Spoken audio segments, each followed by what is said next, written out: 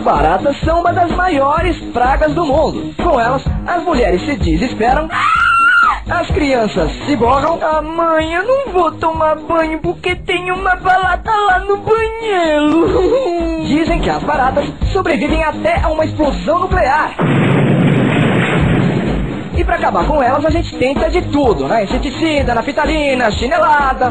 Só que elas continuam por aí. Mas agora o que eu falo mesmo, roteirista?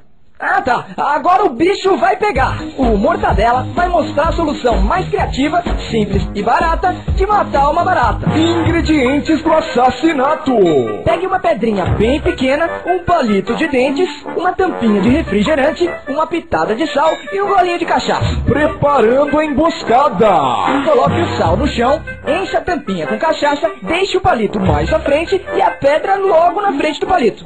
Olha, a barata chegou! Presta atenção, ela chega toda contente. Aí ela vai comer o sal pensando que é açúcar. Açúcar, meu prato preferido. Isso aqui é sal. Agora ela vai ficar com sede e tomar cachaça pensando que é água. Água, pelo amor de Deus. Isso aqui é cachaça danada.